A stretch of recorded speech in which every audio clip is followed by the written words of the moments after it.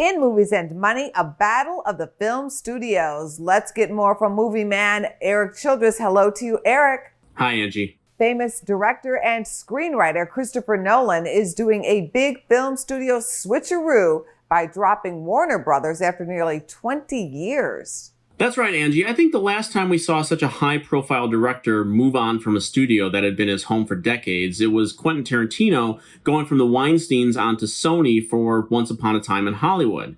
Now, this shift isn't nearly as morally salacious, but it has to do with Nolan taking exception to Warner Brothers' strategy to release all of their films simultaneously on HBO Max this year. Now, the filmmaker is an adamant proponent of the theatrical experience and was certainly behind making sure that his last film, TENET, managed to get released in the heart of the pandemic around this time last year. Though the film is still one of the highest grossing films worldwide during this time in history, he does appear done with Warner Brothers and is moving on to Universal, who will produce his new project about Robert Oppenheimer and the creation of the atomic bombs during World War II. Erik, Shanghai continued to put up big numbers this past weekend. It certainly did, Angie. 30 million. That was the number that I said the industry wanted to see after big drops by this year's biggest blockbusters. Well, audiences helped Shang-Chi go the extra mile last weekend when it grossed $34.7 million. With now over $150 million in the bank, Disney's latest Marvel film is now well on track to become the first film to cross the $200 million line since the pandemic began. Clint Eastwood has a new film coming out this weekend in both theaters and on HBO Max. Here's a look at the Western thriller, Cry Macho. My son, Raphael, he's in trouble.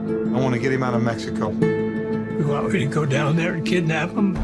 Please, just get him back up here. Just you? Just me. How do you think this film is going to perform?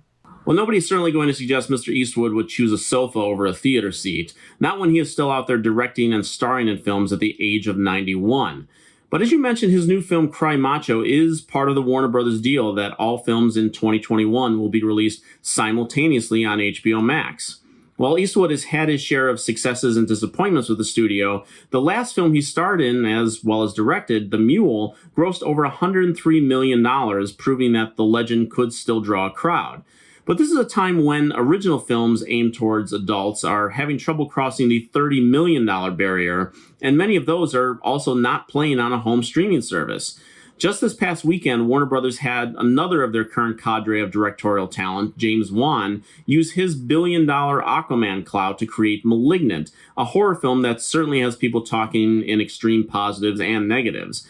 Now, I admired its insanity, but the studio did the film no favors by not showing it to critics until last Thursday night, and it became the fifth film under this experiment to not even open to $6 million. And I would go 50-50 whether Cry Macho becomes the sixth. Bringing this all full circle, no director has had a more long-standing relationship with Warner Brothers than Clint Eastwood. Since beginning their partnership in 1976, he has directed 32 of his 35 films since then with the studio. He says he has no intentions of quitting yet. James Wan is currently filming the Aquaman sequel for the studio. Christopher Nolan clearly believed they broke a bond with him, but it's a reminder how off guard so many in this industry were when the pandemic hit. And if everyone could just work together to find solutions, both them and movie lovers everywhere would be in a better place. Thanks so much, Erik. Thank you, Angie. Go to businessfirstam.com for where to see our show on TV.